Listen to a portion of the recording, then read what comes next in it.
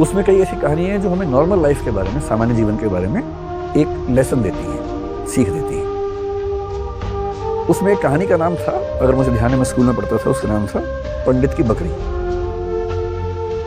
कहानी थोड़ी सी अलग थी, मैं उसे थोड़ा सा अलग करके आपको सुनाता हूं ताकि आज के परिवेश में उसका महत्व ज्यादा समझ में आए। कहानी ये है, मैं फिर बता रहा हूँ, कहानी में बदल के सुना रहा हूँ ताकि बाद में कोई हमला ना करे कि नहीं कहानी तो ये थी, बदल कैसे दी। उस कहानी में ये था कि एक पंडित जी बकरी खरीद के जा रहे हैं। 3 लोगों को लालच है कि बकरी खाएंगे हम। उनको बेवकूफ़ बनाने के लिए एक ने कहा कि कुत्ता कहां जा रहे हो, एक ने कहा कि आप कौन सा पशु बताया, मेरा 3 पशुओं के नाम बोले कि ये कहां ले जा रहे हो, वो कहां ले जा रहे हो। उन्हें कन्फ्यूजन हो गया कि जरूर कोई बहुरूपी जानवर है, वो छोड़ के भाग गए। मैं इस कहानी को थोड़ा सा मोल्ड करके सुनाता हूँ कि एक बार एक आदमी एक छोटा सा बछड़ा खरीद के जा रहा था, सुंदर सा, और 3-4 चोरों की नजर पड़ी। उनका मन हुआ कि काश ये बछड़ा हमें मिल जाए, सस्ता मिल जाए, आधे दाम पे या उससे कम पे मिल जाए, तो क्या करें।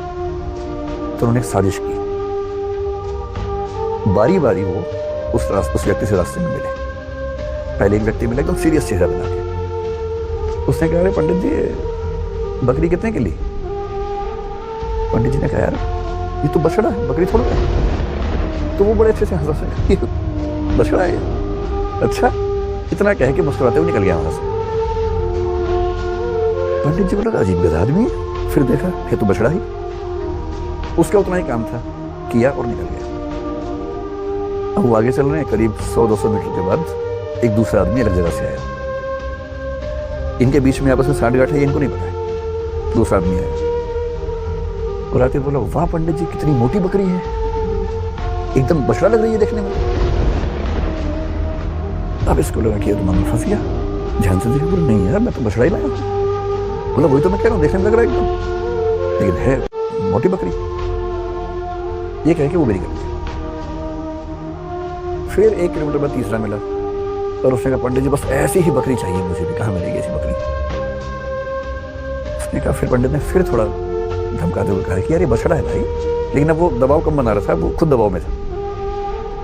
तो वो भी ठाका मार के, बछड़ा ऐसा होता है, अच्छा, ये करके चला गया। और फिर चौथा आदमी जो असली था उनका मास्टरमाइंड, चीफ कॉन्स्पिरेटर, फिर वो आया पैसे गिनते हुए। उसने कहा, अरे अरे अरे ऐसा ही बकरा चाहिए, ऐसी बकरी चाहिए, कितने की मिलेगी, कितने की मिलेगी। तो पंडित जी बोले, मुझसे बहुत बड़ी गलती हो गई है, मैं तो बकरी खरीद के ले आया बछड़े के नाम पे या बछिया के नाम पे। फिर अगर घर जाऊंगा घर पे पिटूंगा, इससे अच्छा नुकसान कम कर लेता हूं।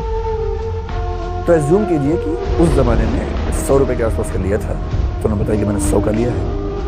100 का, बकरी तो 20 रुपए की आ जाती है, लेकिन इतनी तंदुरुस्त है, अगर आप चाहें तो मैं इसके बदले आपको 40 रुपए दे सकता हूँ। और पंडित जी बोला कि यार चलो 60 का नुकसान सही, कम से कम 80 का तो नहीं होगा। और 40 का उसको दिया और खुश हो गया कि बच गया आज तो। अब ये जो पंचतंत्र की कहानी है, ये इसलिए है कि जब हम जीवन में निर्णय करते हैं तो हमारे पास बहुत सारे ऊट पटांग से इनपुट्स आते हैं, और यदि आप बहुत समझदार इंसान नहीं है तो इस बात का पूरा खतरा है कि कोई ना कोई कभी ना कभी आपको बेवकूफ बना ही देगा। और हम जिस दौर में हैं, हम तो व्हाट्सएप यूनिवर्सिटी के दौर में हैं, सारा ज्ञान ही वहां से आता है। सोशल मीडिया, आप लोग मोबाइल फोन के मरीज हो चुके होंगे मेरे ख्याल से, मैं भी ज़्यादा मरीज हूँ, आप भी होंगे, या तो नई जनरेशन के लोग हैं ज़्यादा मरीज होंगे। बिना वजह के मोबाइल फोन खोल लेते होंगे, फिर उस पर करते रहते होंगे ऐसे ऐसे, रील देखें तो रील ही देख रहे हैं, शॉर्ट्स देखें तो शॉर्ट्स ही देख रहे हैं, मन ही नहीं कर रहा है। फोन देखते देखते थक गए और फोन रखा, और 1 मिनट के बाद फिर फोन उठा लिया कि थक गए, क्योंकि डोपामाइन रिलीज होता है आजकल फोन देखने से। ये एडिक्शन खत्म।